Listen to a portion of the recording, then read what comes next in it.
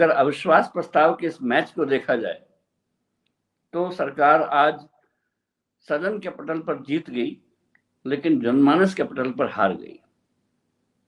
और इसको मैं कई कारणों से बता सकता हूं आपको। पहला ये कि ध्वनि मत से आप जो अविश्वास प्रस्ताव जीते हो और वो विपक्ष की अनुपस्थिति में जीते हो, उसमें एक बहुत बड़ा रिकॉर्ड बना है। मैं आपको उसमें बता देता हूं, क्योंकि एक जर्नलिस्ट के नाते मैं वो सब नोट कर रहा था। हमको कुछ और खबर देनी होती है, इसलिए मैं नोट किया। आज 2 घंटे 13 मिनट नरेंद्र मोदी बोले और उन्होंने अविश्वास प्रस्ताव पर बोलने का भारत का रिकॉर्ड तोड़ दिया 2 मिनट से।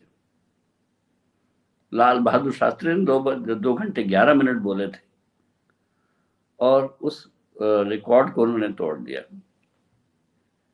जिस मणिपुर को लेकर ये डिबेट हुई थी, उस मणिपुर का नाम लेने में उन्होंने 97 मिनट लिए, 97 मिनट्स प्रिसाइसली।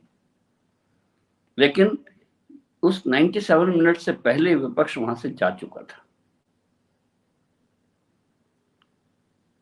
आखिरी ये कि आज मुझे नरेंद्र मोदी पर बहुत अफसोस हुआ कि ऐसा वक्ता जो अपने मन से बोल सकता है, दिल से बोल सकता है, दिमाग से बोल सकता है, वो आज कागज पर लिखे शब्दों को बोल रहा था।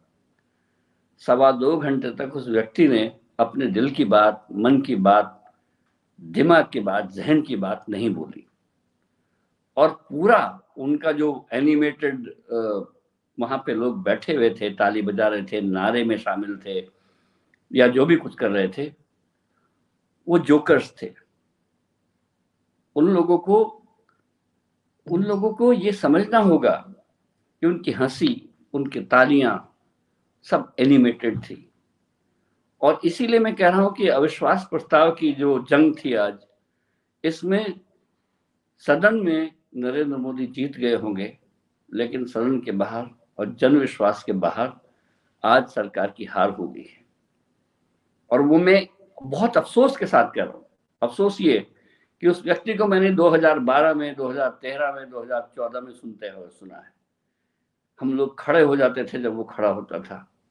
हम लोग आत्मविभोर हो जाते थे कि जब नरेंद्र मोदी बोलता था। लेकिन आज नरेंद्र मोदी अपने आप को इनोवेट नहीं कर पा रहे थे। वो बार बार अपने उस पन्नों को देख रहे थे जो किसी और के लिखे हुए थे।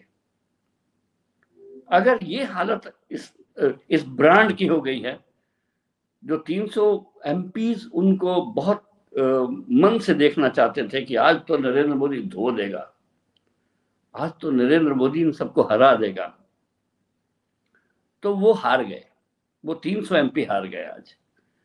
और उनके वो जो समर्थक जो बाहर खड़े हुए थे पार्लियामेंट के, वो भी नहीं कह पाएंगे कि नरेंद्र मोदी ने राहुल गांधी को धो दिया।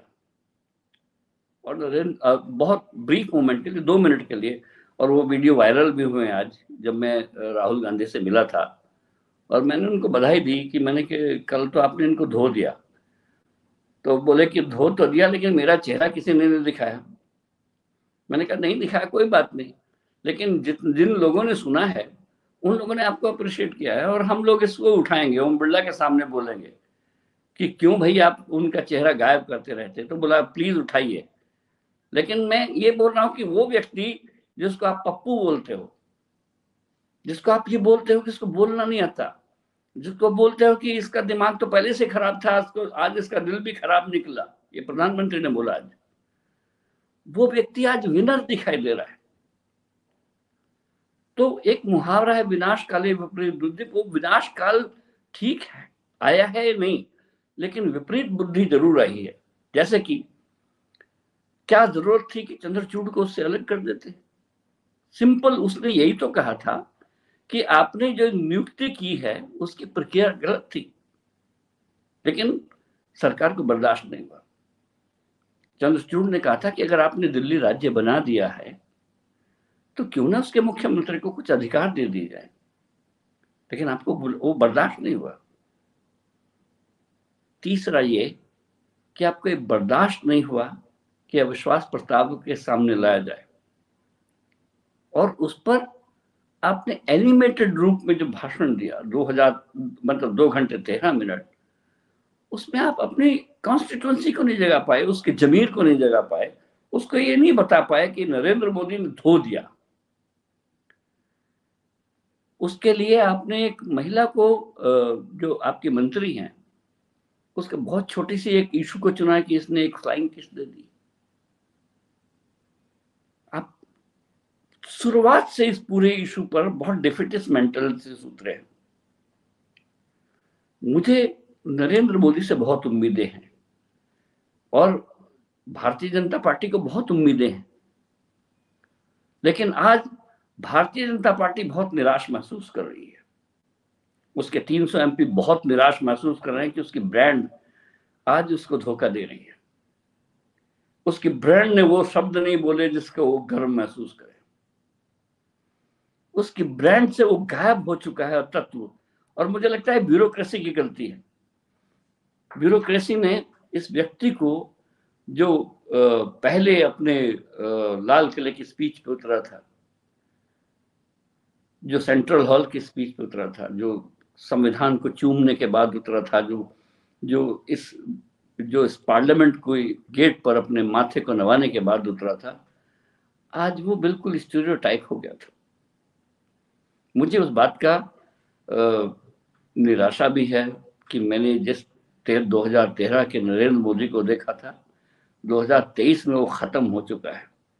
उसकी ब्रांड का एक एक कोना निचोड़ लिया गया है। राज्यों के चुनाव में, पंचायतों के चुनाव में उस व्यक्ति को तुमने खत्म कर दिया है। हर एमपी अपनी मर्जी से जीत के आना चाहिए था, लेकिन आज वो जीत के इसलिए आता है कि मैं मोदी का आदमी हूं। मैं सीएम क्यों हूं प्रकाश धामी? कि मैं मोदी का आदमी हूं। और जो मोदी का आदमी नहीं होता वो हार जाता है, जैसे कि कर्नाटक में हार गया। इस व्यक्ति को तुमने बहुत निचोड़ा है। मैं कह रहा हूं भारतीय जनता पार्टी के नेताओं से भी, और जो मोदी के समर्थक लोग हैं उनसे भी, कि बॉस इस व्यक्ति को आप ज्यादा इस्तेमाल कर रहे हो। अपने ऊपर खड़े हो, पार्टी के ऊपर खड़े हो, कैडर के ऊपर खड़े हो। और जिस जिस 2 घंटे 13 मिनट नरेंद्र मोदी जिस ढंग से, अंदाज से बोले, मुझे लगता है कि आज वो जाके लोक कल्याण मार्ग के अपने उस बंगले में बहुत खुश नहीं होंगे। बहुत खिसियानी हंसी से एमपी ने उन लोगों की तालियां बजाई होंगी। बहुत खिसियानी हंसी से उन पर तालियां बजी होंगी। और वो जिसको पप्पू बोलते हो, जिसको आप बोलते हो कि उसके माइंड नहीं चलता है, उसका दिल नहीं चलता है, उस आदमी ने आपको पता नहीं किस किस ढंग से धोया कल। प्लीज विचार करिए इस बात पर। और 2024 का आज से ये गणित उल्टी गिनती शुरू हुई है।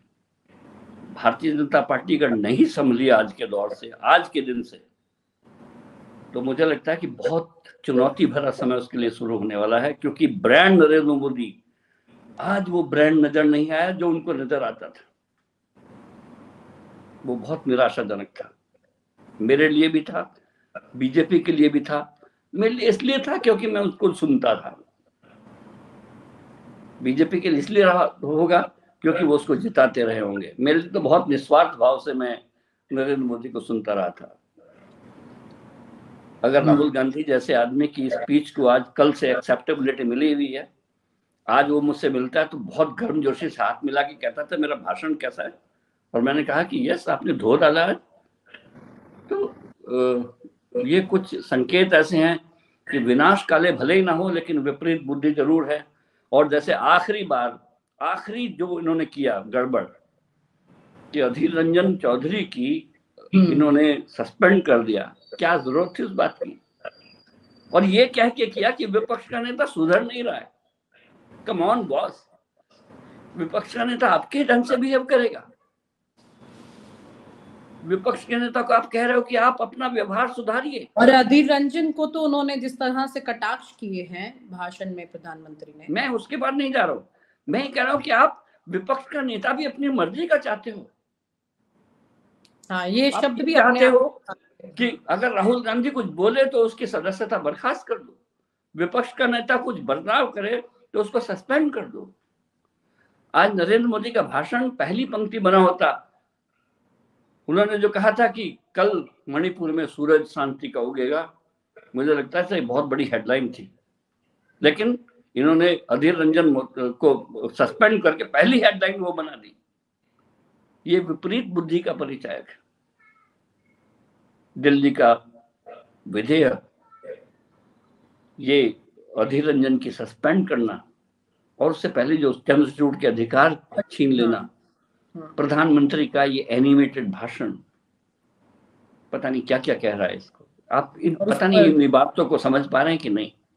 नहीं, बिल्कुल मैं समझ रही हूँ, और एनिमेटेड ही था, और एनिमेटेड तालियां बज रही थी, वो भी दिख रहा था सर। लोकसभा में आप एक रैली की तरह बोलते हो। नरेंद्र मोदी एक बहुत बड़ा ओरेटर है। नरेंद्र मोदी को नरेंद्र मोदी बने रहना चाहिए, लेकिन भारतीय जनता पार्टी ने उनको ओवर यूज किया है। एक विधायक को जीतने के लिए, एक पंचायत के अध्यक्ष को जीतने के लिए नरेंद्र मोदी का नाम लेना पड़ा है। ये बहुत बड़ा ओवर एक्सप्लॉयटेशन है एक ब्रांड का। नरेंद्र मोदी जी भी तो अपना साम्राज्य चाहते हैं ना मुकेश जी। नरेंद्र मोदी तो बेचारे वो करते हैं जो ये पार्टी चाहती है। कारपोरेट जगत का जो एक बोर्ड तय करता है वो करते हैं, लेकिन मैं एक बड़े नेता के रूप में, एक राजनेता के रूप में उस व्यक्ति को देखता हूं। आज वो छवि धूमिल हुई है। मैं अगर सामने आमने मिलता तो मैं बोलता कि नरेंद्र जी, आप 2013-14 के वो नरेंद्र मोदी नहीं रहे हो आज जो आप 2023 के हो, और ये मेरे लिए बहुत बड़ा अफसोस है। आप हमसे जुड़े रहने के लिए सब्सक्राइब करें YouTube पर, फॉलो करें Twitter पर और लाइक करें Facebook पर।